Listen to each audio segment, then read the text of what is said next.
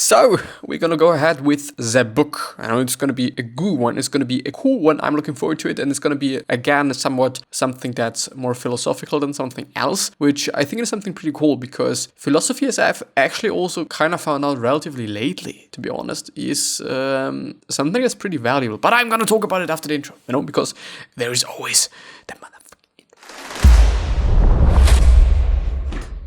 And with that being said, hello, welcome back to the next episode of the Self-Development with Tactics podcast. And today I've actually also mentioned to somehow soundproof everything a little tiny bit, because it feels better than in post-production. When it's kind of not the case that everything's fucked and everything is bad and stuff. And I kind of do have to worry about just correcting everything in post and editing that shit and whatnot. So it's not that of a nice thing, it's not that of a cool thing.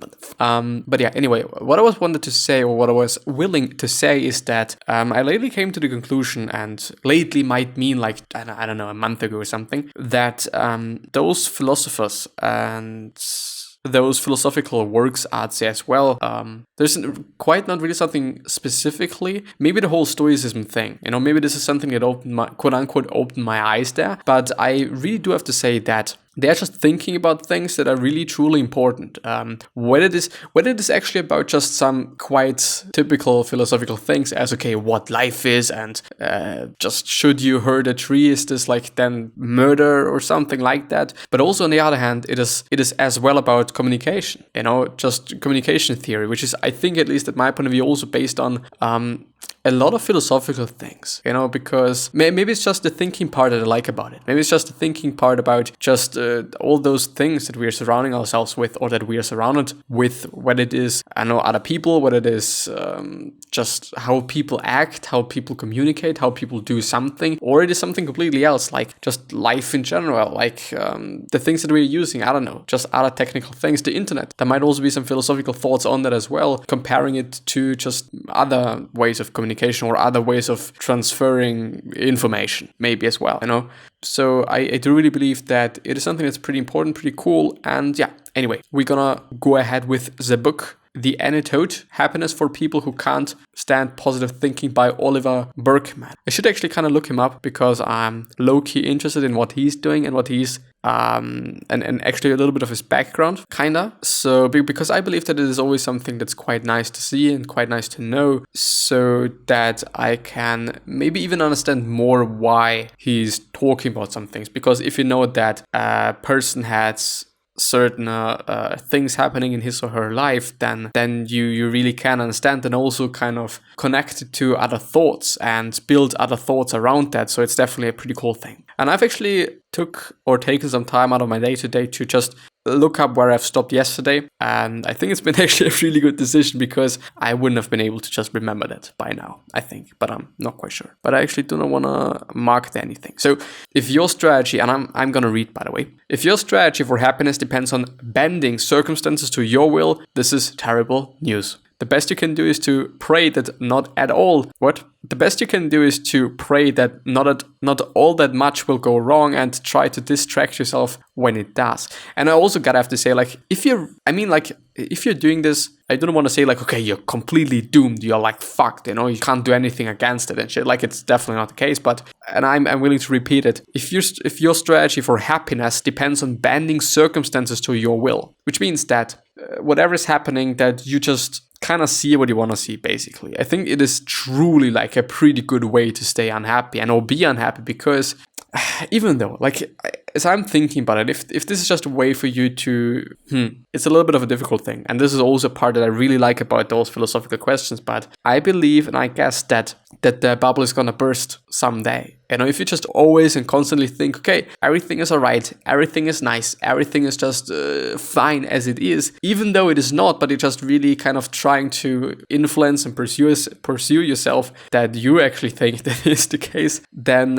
as I said, I think the bubble is gonna burst sometime. It's gonna break, and then you're completely fucked, because you kind of then believe, coming out of your delusional state, that not everything is nice and good and great. And maybe it's also quite a good way to just, if I always think that everything's nice and everything's great, then I wouldn't be doing anything, probably. If I just always think like, well, my life is so great, like I just have everything and whatnot, then I don't know, I wouldn't have any dreams quite, because it is already just the optimal life that I'm having. or something. So I think this is also something that I've been talking about in the last episode, on the very end of it actually, which is all about delusion versus optimism. So because I definitely believe in optimism, I definitely believe that being optimistic and being an optimistic is something that's incredible. But on the other hand, if it is too much, then it's not a good thing, because then you're living in such a life that's quite not really existing. But yeah, if your strategy, or I've done that already, let's go ahead. A Stoic who finds herself in an abusive relationship would not be expected to put up with it, and would almost certainly be best advised to take action to leave. And I kinda do have to say that it might not only be just the case for a Stoic person, and also not really for a girl only. I do believe that there is also men in abusive relationships, even though maybe just the tendency is more towards man being the abusive part of the relationship and stuff, which is something that I can expect. And yeah, unfortunately, but I mean, yeah, which it is what it is. So if you're in such a relationship, then please try to get out of it, whether it is actually kind of a sexual relationship, or if it is just your mother or father or whomever. And abusive doesn't, at least for me, so I'm thinking about it, not only mean just, sexually or physically at all, but also just mentally. If you kind of notice that the people that you're surrounded by naturally as your family, that if you realize that these people are not really the best people you can hang around with, what it is about just them not really just having any motivation, them not really having the same thoughts as you have in terms of, your worldviews and what you believe in and what you think is important and what you believe is something to go for and all those things. And if they're always saying no, you can't do that, so it's not something that you can do because of, some reasons, then is this working? No, it is not working. But I don't know why it is working. The rest seems to be working. Well, yeah. Anyway, is it working now? No, it's not working. So the thing is, it might be pretty difficult to then just cut them out, to just completely be I'm not going to do anything with my family anymore. It's probably going to be not that of an easy thing. Maybe it's sometimes even going to be just not possible as well, but then just cutting out some time, or just cutting the time and reducing the time that you're spending with those people is maybe the go-to thing to do then, I would say. But why is this not working? This is working. Well, let's see. I think this next one is going to be interesting. It was a highly undesirable but not horrific, and there was no point in insisting that the entire universe fall in line with his wishes. It was all highly undesirable but not horrific. Yeah, I think, yeah. I mean, this is probably just a note, an actual note, since this is not really a summary. It's more or less notes, and this is, I think, just a classical note, and I don't know what it is all about. This is a maybe problem, maybe not. Is it now working? Why isn't it working? I think it's a strange thing. And it is also a thing that kinda low-key pisses me off, because it would be nice. Well, anyway. Meditation. Meditation has little to do with achieving any specific desired state of mind, no matter whether blissful or calm. I think, and it is also something as funny as it is that I've been talking about yesterday, but I also guess that meditation is just a great way to stay to stay calmer.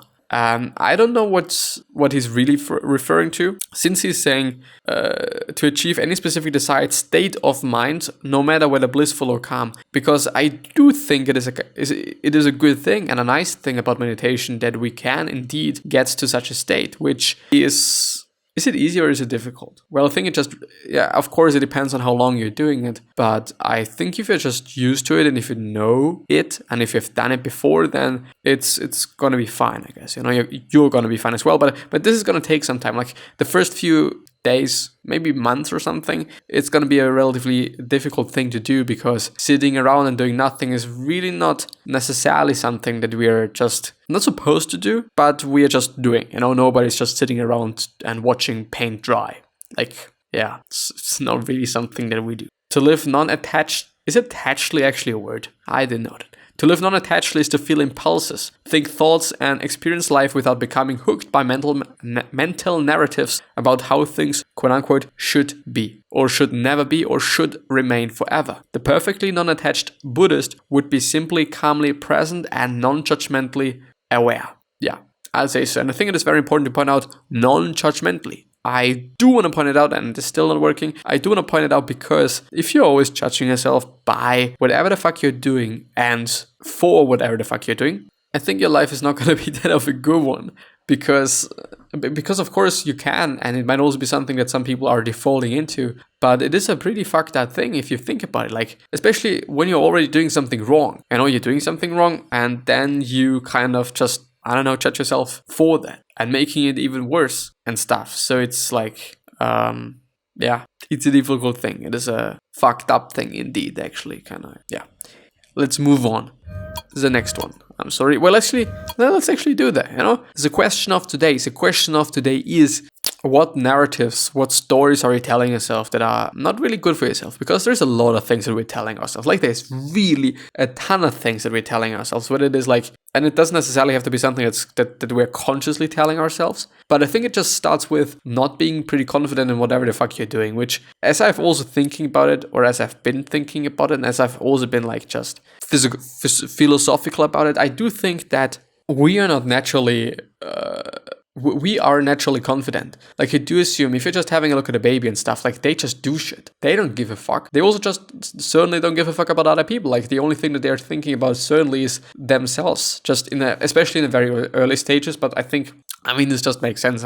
They're just having to survive there, or they just think they have to survive, even though they don't. At least they don't have to fight for it. But yeah, what was I referring to, actually? I don't know. I actually don't know. Well. Clinching to a particular version of a happy life while fighting to eliminate possibility of an unhappy one was the cause of the problem and not the solution. It wasn't about escaping into ecstasy or even into calmness as the world is normally understood, and it certainly wasn't about positive thinking. It was about the significantly greater challenge of declining to do any of that. I don't know. Like, I really am kind of an advocate of just positive thinking and always being optimistic. But even though, as I said, also in the last episode, and there's a lot of connections to the last episode as well. But I wouldn't necessarily say that you have to just have a look at it. Just, I think, optional, at least in my point of view. I think, and this is the good thing about most of these book summaries or book notes and book summaries. Book summaries not that much, because most often they're just kind of have a structure. But those book notes, like, every single sentence is something on its own, basically. So, like, most of the time, of course, sometimes there's going to be just some things that are like just together. You just need to know them and stuff. But yeah, I kind of just lose the point pretty often today. But as I said, I'm not sure. I really am an advocate of positive thinking and of thinking about good things rather than maybe being too realistic. I think, like, delusion, as I said, is just not a good thing either. But being pessimistic is also not good. And most often if you say, like, well, I'm just a realist. No, you're not. You're a fucking pessimistic piece of shit. Most often, like, it's just what we turn out to. I think it might also be just onto the other side as well, or just might be also translating into just the other side of the spectrum, which is like, okay, if you say that you're optimistic, people are going to be like, well, actually, you're pretty delusional. You're not seeing how things really are. Could also be the case, and that it is then also the case. Like, of course, some people say, some people talk, people like to talk, and people like to just say something. And sometimes we just have to be like, what did you say? What did you say? And then they say it again, and then you're going to be like again, what did you say? What did you say? And then they're going to be like, well, I said this and that, and you're going to be like, well, what did you say? And then they're going to be really pissed off. No, please don't do that. Please don't do that. Groundlessness is actually everyone's situation. All the time, whether they like it or not. It's just that most of us can't relax in the presence of that truth. Instead, we frantically scramble to deny it. We do just try to deny a lot of things. And we try to talk ourselves and think ourselves out of a lot of things. Like, no, it's not been my fault. It's not been my fault, my darling. It's been his fault, He did something, or she did something. But just in reality, it is just our fucking fault. On the other hand, it is just also a good thing to be in charge and to have made something wrong, which, always a good thing.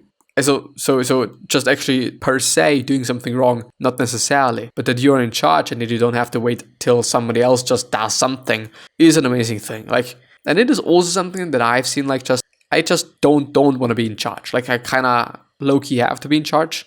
It's still not working. It is still not working. I do wonder why. And I'm, by the way, referring to just my keyboard, because I normally can switch between those scenes so that I'm having this one and this one and this one and stuff. But it is just not working as I want it to work. Quite. I don't know why. But yeah, we are really good at denying things. We are really incredibly good at that. Well, Let's see. Sometimes we simply can't make ourselves feel like acting. Taking a non-attached stance. Who says you need to wait until you feel like doing something in order to start doing it? Note the procrastinatory feelings and act anyway. And this, by the way, is something that other people also said. I kind of assume that it's been Arnold Schwarzenegger, or actually Arnold Schwarzenegger, as I'm actually able to pronounce his name, quote unquote, correctly. I do wonder how he's pronouncing it at this point in time. I think you actually get used to it. Like, I would also get used to it to walk. I know, Christopher Walk. Even though it's just not how you pronounce it quite. But it is what it is, of course. Like, it really is.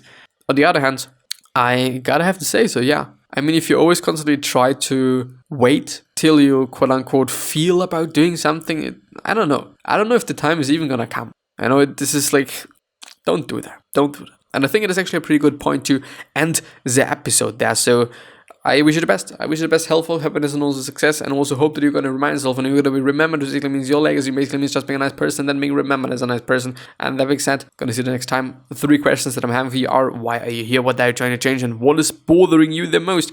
And these 3 questions are hopefully going to show you your purpose and maybe even a business idea, which is a pretty cool thing, a pretty nice thing. And yeah, gonna see you the next time. Bye bye. And thank you. Really, really, really thank you. It just means so much to me. Really, really, really. Thank you. Thank you. Thank you. Thank you. Thank you.